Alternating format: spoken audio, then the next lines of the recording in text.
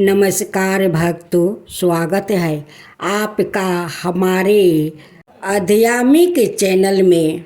आज हम लेकर आए हैं आषाढ़ शुक्ल पक्ष की एकादशी, जिसे कहते हैं देवसायनी एकादशी। यह हरि सायनी एकादशी का पावन व्रत कथा। इस शुभ दिन से भगवान विष्णु योग निद्रा में चले जाते हैं और चतुर्मास की शुरुआत होती है। इस व्रत को रखने से मिलते हैं हजारों जगों के फल और जीवन में आता है सुख, समृद्धि और मोक्ष का मार्ग। तो आइए सुनते हैं पुण्यमयी कथा, जो हमारे जीवन को धर्म, भक्ति और ज्ञान से भर देती है। देवसायनी एकादशी की यह पावन कथा आपके जीवन में शुभता और शांति लाए।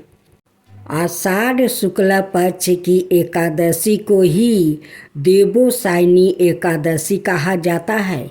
इस दिन से भगवान श्री हरि विष्णु क्षीर सागर में शयन करते हैं। कहीं कहीं इस तिथि को पद्मानभा भी कहते हैं। इसी दिन से चतुर्मास का आरंभ माना जाता है।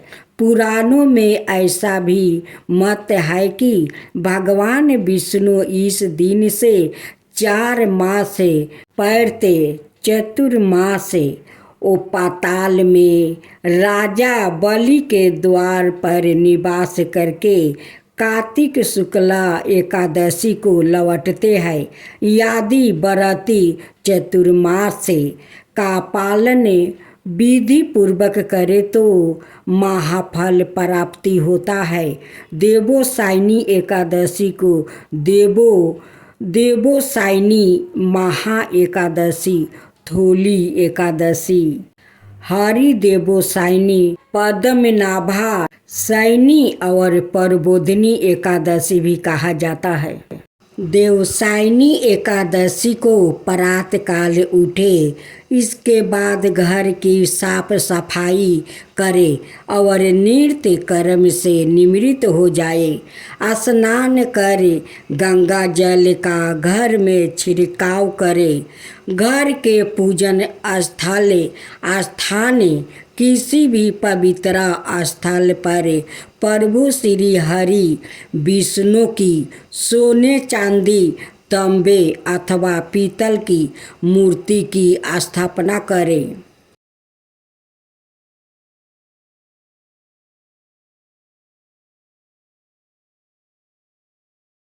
तत्पश्चात उसको षोडशोपचार सहित पूजन करे। इसके बाद भगवान विष्णु को पीतांबर आदि से विभूषित करे। तत्पश्चात व्रत कथा सुननी चाहिए। इसके बाद आरती करे, प्रसाद बांट दो। अंत में सफ़ेद चादर से ढके गए तकिए वाले पलंग पर श्री विष्णु को शयन कराना चाहिए। व्याकृतों को इन 4 महीनों के लिए अपनी रुचि अथवा अभिष्ट के अनुसार नित्य व्यवहार के पदार्थों का त्याग और ग्रहण करे। अब हम कथा को श्रवण करते हैं।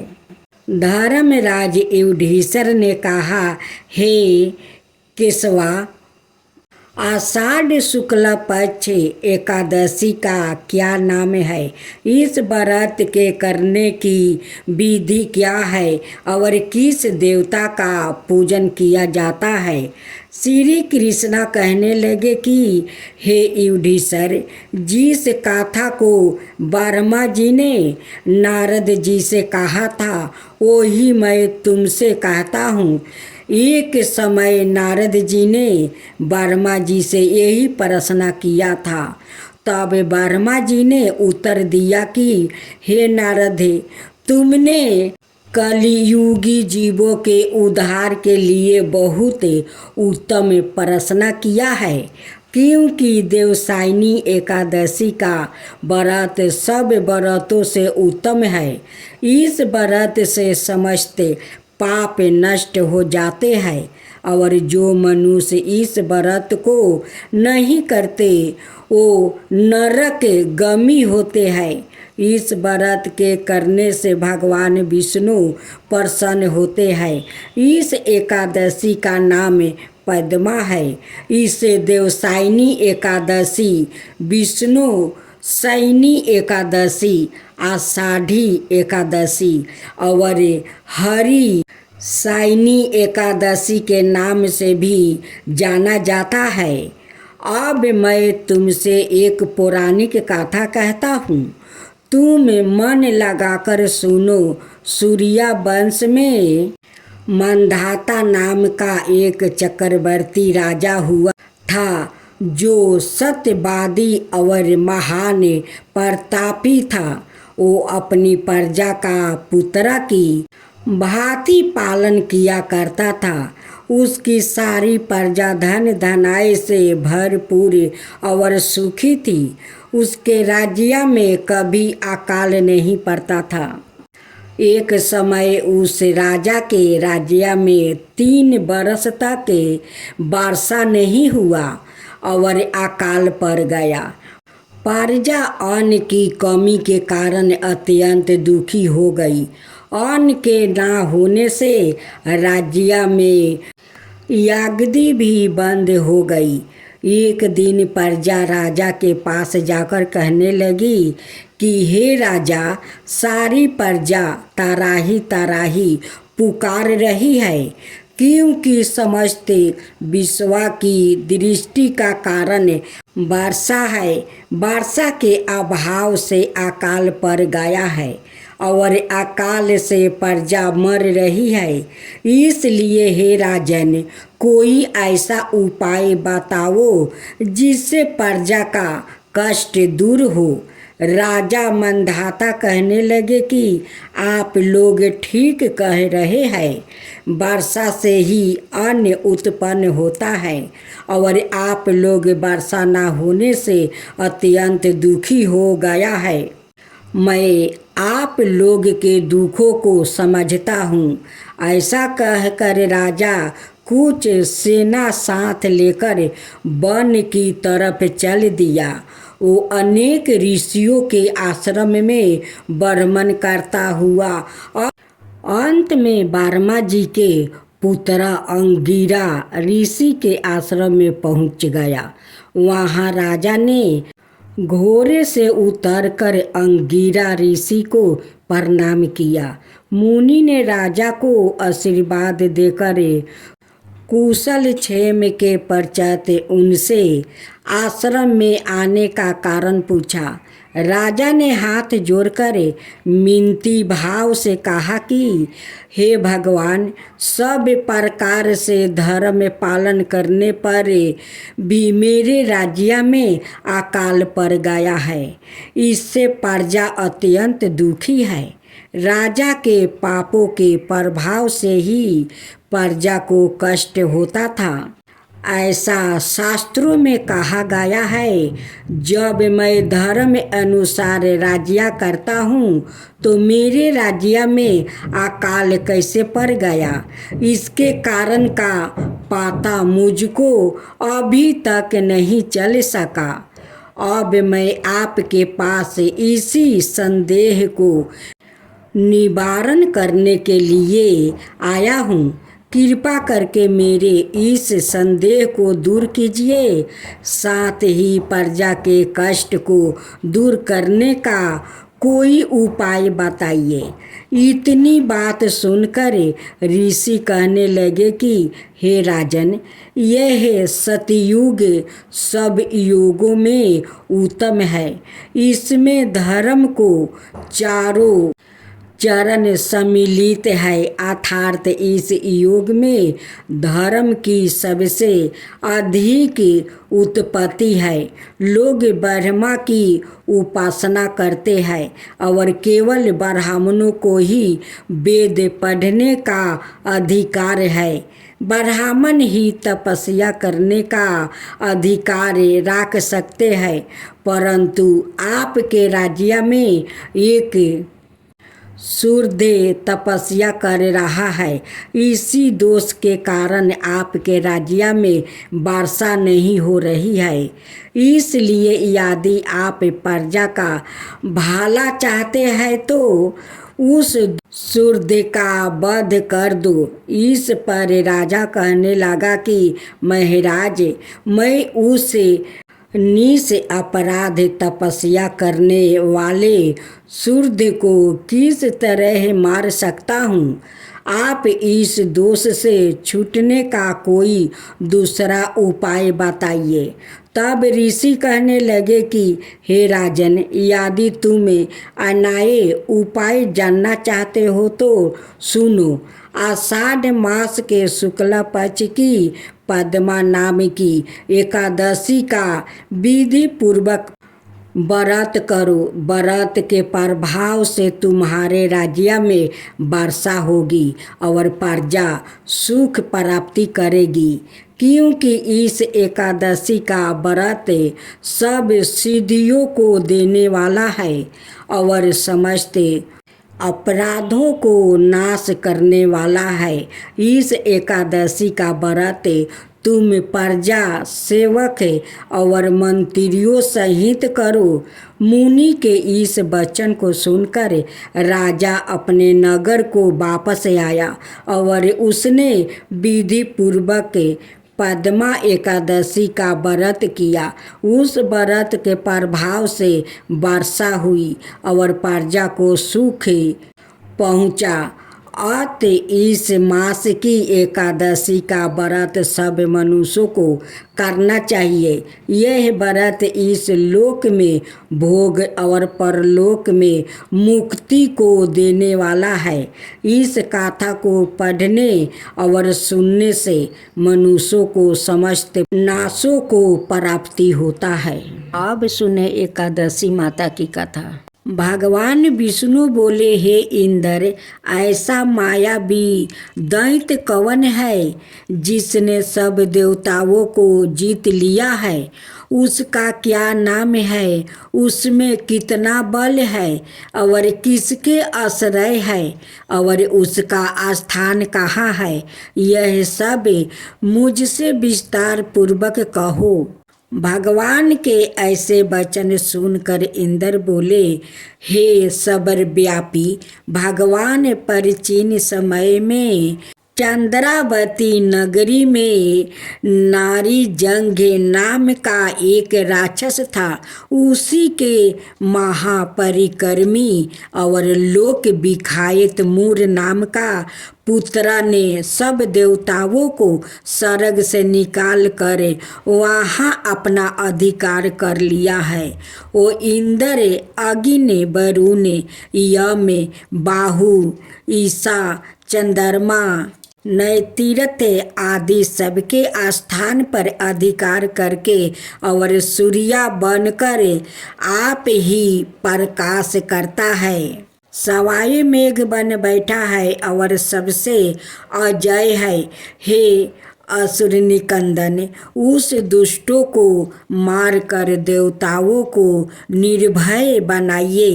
इंद्र के ऐसे वचन सुनकर भगवान विष्णु बोले, हे देवताओं, मैं शीघ्र ही तुम्हारे शत्रु का संहार करूँगा। तुम चंद्रावती नगरी को जाओ। इस प्रकार कहकर भगवान सहित सब देवताओं ने चंद्रावती नगरी की ओर प्रस्थान किया। उस समय दैत्यपति मूर दैत्य सेना सहित युद्ध भूमि में गरज रहा था। उस बलवान असुर की गर्जना सुनकर सब देवता भय के मारे चारों दिशाओं में भागने लगे। जब सवाए भगवान विष्णु रणभूमि में आए तो दैत्य उनको भी देख कर अनेक प्रकार के अस्त्र शस्त्र और आयुध लेकर दौड़े। भगवान ने उनको आते देखकर सर्प के समान अपने बाणों से उनके शरीरों को बींध डाला। अनेक दैत्य उनके हाथों से मारा गया। केवल एक मूर ही बाचा रहा। वो अविचल भाव से भगवान के साथ युद्ध करता रहा। भगवान जो भी छीन बाण उसके शरीर में मारते वो उसके लिए पुष्पा के समान हो जाते। शास्त्रों के प्रहार से उसका शरीर छीन बीन हो गया, परंतु वो फिर भी युद्ध करता ही रहा। अब वो आप से मलेल युद्ध करने लगा और 10,000 बरस तक उनका मलेल युद्ध होता रहा, परंतु वो दैत्य भगवान से पराजित ना हुआ। तब भगवान विष्णु युद्ध से थक कर बद्रिका आश्रम चले गए। वहाँ पर एक हेमवती नाम की सुंदर गुफा थी। उसमें विश्राम करने के लिए वो उसके अंदर प्रवेश कर गया। यह गुफा 12 योजन लंबी थी और उसमें एक ही द्वार था। भगवान वहाँ जाकर सो गया। वो दैत्य उनको सोया हुआ देखकर मारने के लिए उद्यत हुआ। वो अभी मारने का प्रयत्न कर ही रहा था कि उनके शरीर से एक अत्यंत प्रभावशाली सुंदर कन्या अस्त्र शस्त्र धारण किए हुए प्रकट हुई और दैत्य के सामने आकर युद्ध करने लगी। वो दैत्य उस बलवान कन्या को देखा, आश्चर्य विनीत होकर उसके साथ युद्ध करने लगा। उस कन्या के ऐसे भयानक पराक्रम को देखकर दैत्य विचारने लगा कि इस कन्या को किसने बनाया है जो ऐसा भयानक युद्ध कर रही है। वो ऐसा विचार कर ही रहा था कि उस महादेवी ने उस बलवान दैत्य के रथ को चूर चूर कर दिया और उसके अस्त्र शस्त्र को काट कर टुकड़े टुकड़े कर दिया। तब वो दैत्य महान क्रोध करके मलेल युद्ध करने लगा, परंतु देवी ने उसको धक्का मारकर मूर्छित कर दिया। जब वो दैत्य मूर्छित से जागा तो उस देवी ने उसका सिर काट डाला। इस प्रकार वो दैत्य तो पृथ्वी पर गिरकर मृत्यु को प्राप्ति हुआ और बाकी दैत्य डर के मारे पाताल लोक को भाग गया। जब भगवान विष्णु की निद्रा टूटी तो उन्हें मूर दैत्य का काटा हुआ सिर ओ कन्या को दोनों हाथों जोड़कर खड़े देखा। तब भगवान उस कन्या से पूछने लगे कि हे देवी, जिस दैत्य से इंद्रादि के सब देवता भयभीत होकर स्वर्ग से भाग गया था, उसको किसने मारा है? वो कन्या कहने लगी कि भगवान, जब आप निद्रा में थे तो यह दैत्य आपको मारने के लिए उद्यत हुआ। उस समय आपकी योग माया द्वारा आपके शरीर से प्रकट होकर मैंने इस दैत्य को मार गिराया है। यह सुनकर भगवान कहने लगे कि हे देवी, तुमने देवताओं के भय को दूर करके बड़ा भारी कार्य किया है। अत तुम अपनी इच्छा अनुसार वर मांगो। तब वो देवी बोली, हे भगवान, यदि आप मुझे वरदान देना ही चाहते हैं तो यह वरदान दीजिए कि जो कोई भी मेरा व्रत करे उसके सब पाप नष्ट हो जाए और अंत में मोक्ष को प्राप्ति होवे। जो इस व्रत का पुण्य है उसका आधा रात्रि को भोजन करने वाले को मिले और जो एक बार भोजन करे उसको भी आधा फल प्राप्ति हो जाए। मनुष्य भक्ति पूर्वक मेरे व्रत में एक बार भी भोजन ना करे उसको धर्म धन और मुक्ति प्राप्ति हो। भगवान ने कहा, हे कल्याणी, ऐसा ही होगा। मेरे और तुम्हारे भक्ति एक ही होगा और वो अंत में मोक्ष को प्राप्ति करके मेरे लोक को जाएगा, क्योंकि तुम एकादशी को प्रकट हुई हो और तुम्हारा नाम एकादशी ही होगा। तुम मुझे सब तीर्थों से प्रिया हो, इस कारण तुम्हारे व्रत का फल सब तीर्थों से भी अधिक फल देने वाला होगा। ऐसा कहकर भगवान अंतर्ध्यान हो गए और प्रभु के उत्तम वचनों को सुनकर एकादशी माता प्रसन्न हुई। भगवान श्री कृष्णा कहते हैं कि युधिष्ठिर, सब तीर्थों के फल से एकादशी व्रत का फल सर्वश्रेष्ठ है। एकादशी व्रत करने वाले को मैं मोक्ष पद देता हूँ, उसके शत्रुओं का नाश और समस्त विघ्नों का नाश करता हूँ। यह मैंने तुमको एकादशी माता की सब वृत्तांत बतलाया है।